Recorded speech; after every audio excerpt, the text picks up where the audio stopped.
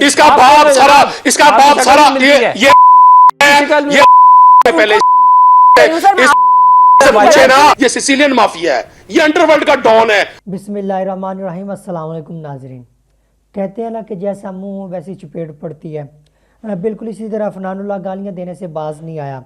जब उसने कप्तान के बारे में कुछ घटिया अल्फाज इस्तेमाल किए, खान को पूरा भला कहा, तो इसी बात को लेकर कप्तान के शेर जिनका नाम नदीम कुरैशी साहब है, वो इस बात पर चुप ना रहे। उन्होंने उसी की ज़ुबान में उसे समझा दिया। और ऐसी छितरोल की अगर ये गैरत वाला बंदा हुआ तो ये सारी ज़िंदगी नहीं भूलेगा। ये पहले इनकी गुफ्तगू सुनते हैं, फिर इस पर बात करते हैं।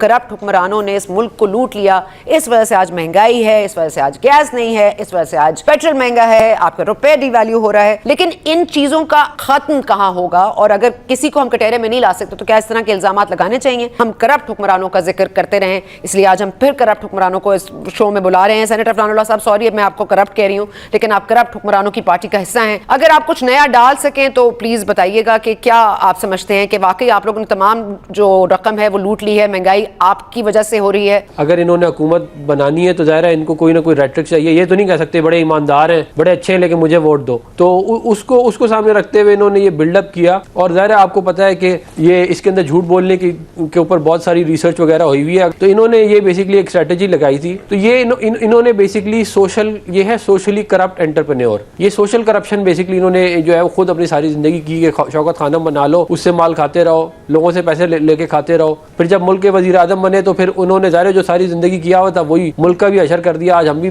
भिखारी बना दिया। इस तरह की बात ना करें, शौकत खानम के फंड्स की बात ना करें। मैं नदीम कुरैशी साहब आपके पास आऊंगी, फरमा दीजिएगा कि ये पाकिस्तान तहरीक इंसाफ का मैनिफेस्टो तो जरूर है कि करप्ट हुक्मरानों को कैफरे किरदार तक पहुंचाना है, लेकिन उसके लिए आपको मजीद क्या चाहिए? मैं तवक्को रखूंगा कि आपने जिस पेशेंस से अफनानुल्लाह साहब को सुना है, मुझे भी बात करने का मौका देंगे। ये कोई दूध का धुला हुआ माशरा नहीं है। एक बड़ा सादा सा क्वेश्चन है। अभी अफनानुल्लाह साहब ने बड़ी सख्त बातें की। मेरी ख्वाहिश होती है मैं बदतमीजी का जवाब बदतमीजी से ना दूं। जिन्होंने इनका प्रोग्राम का हिस्सा नहीं देखा, जब वो मुझे सुनेंगे वो मुझे बुरा भला कहेंगे, यार ये बदतमीजी करते हैं। लेकिन ये इतने सख्त लफ्ज बोलते हैं, इन्हें खुदा का खौफ नहीं आता कि इन्होंने अल्लाह को क्या मुंह दिखाना है। 1996 में मियां शरीफ साहब मरहूम, उन्होंने जो अपने जो एसेट शो किए, अपने डॉक्यूमेंटेड एसेट शो किए, वो देख ले कितने करोड़ रुपए थे। और आज के एसेट देख ले। एक आम पाकिस्तानी सोचता ही है कि ये ऐसी कौन सी इकोनॉमिकल साइंस है पाकिस्तान के हुक्मरानों के पास कि वो जब हुकूमतों में आते हैं तो उनके एसेट्स बिलियंस डॉलर में चले जाते हैं। ये साइंसदान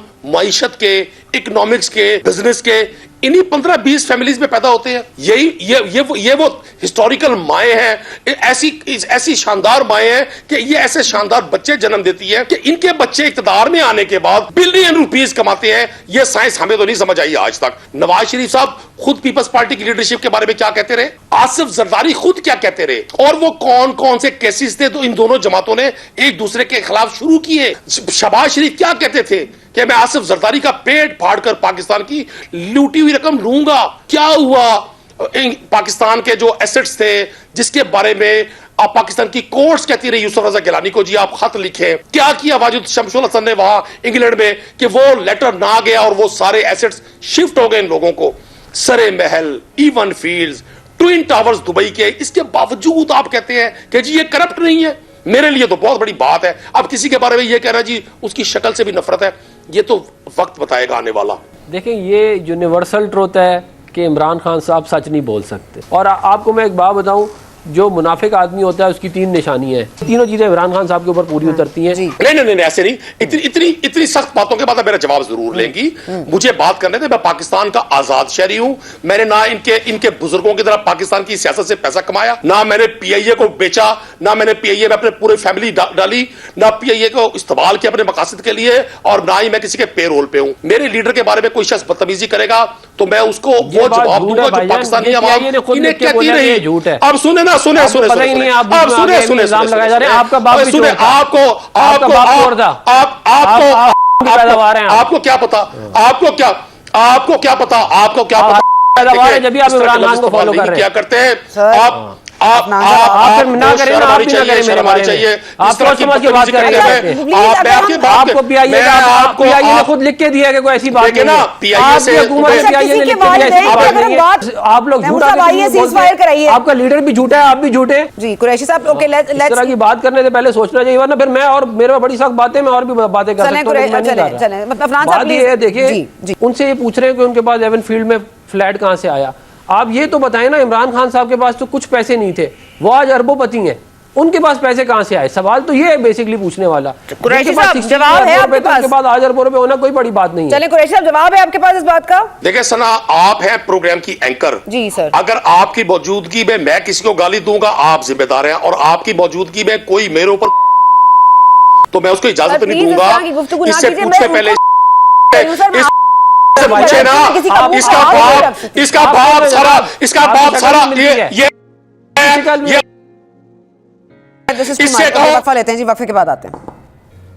अब थोड़ी सी बात हुई है ब्रेक पे, और ब्रेक पे जाने से पहले और ब्रेक के अंदर भी, और मैं चाहूँगी कि हमारे जो गेस्ट हैं वो एक दूसरे की भी रिस्पेक्ट करें और मेरी भी रिस्पेक्ट करें। और अगर मुझसे कहीं गलती हुई है, किसी ने कोई गालम गलोच की और मैंने नहीं रोका, तो मैं उसके लिए भी माजरत ख्वाह हूँ। अगर नितिन कुरैशी साहब आपकी दिलआज़ारी हुई तो मैं माफ़ कीजिएगा। ये खान साहब का गैर रिवायती अंदाज है, वो पाकिस्तान को यूरोपियन स्टाइल में चलाना चाहते हैं। यहाँ लोग हैं जूतों के यार, जो जहाँ पे बिरयानी की प्लेट पर लोगों वोट दे रहे हैं। सुने ना, मेरी बात सुने, आपने उनकी बात सुनी है, आप मेरी बात सुन लेना।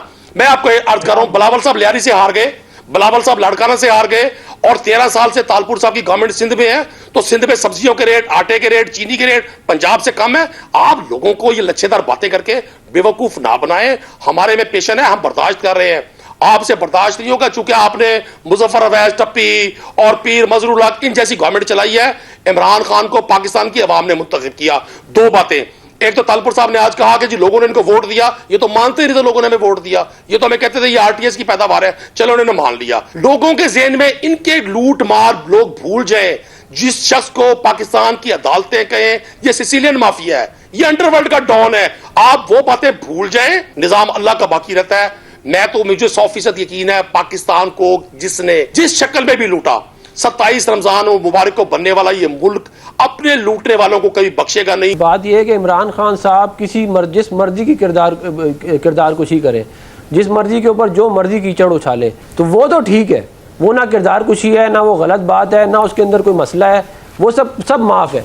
ट्रांसपेरेंसी हम नहीं कहें, ट्रांसपेरेंसी इंटरनेशनल का इमरान खान अफनान साहब, दिस हैज टू स्टॉप ना। आप लोगों को कुछ ऐसा कहना पड़ेगा कि ये रुके ना, सुन के भी कान पक गए हैं। आप लोग जवाब में शिकवा करते हैं, बस आप लोग इसको खत्म क्यों नहीं करते? कम से कम प्रूव योर इनोसेंस ताकि इस बात को खत्म किया जाए। नाज़रीन, अफनानुल्लाह जैसे लोगों ने हमारे पाकिस्तान का मुआशरा बर्बाद कर दिया है।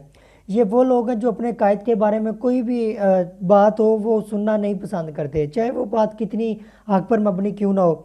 ये कहते हैं कि जी ये हमारे कायद के बारे में तौहीन समझी जाती है। ये अगर कोई सच की बात नवाज शरीफ के बारे में कोई सच्ची बात हो तो ये समझते हैं कि ये हमारे कायद की तौहीन कर रहे हैं। ये सारी की सारी पार्टी चोरों, लुटेरों और भगोड़ों की है। जब इनसे इवन फील्ड अपार्टमेंट्स के बारे में सवाल किया जाता है कि इन शरीफों के पास इतनी अरबों डॉलर्स की जायदाद कहाँ से आई, जबकि इस मुल्क पर मुसल्लत होने से पहले इनके पास कुछ भी नहीं था।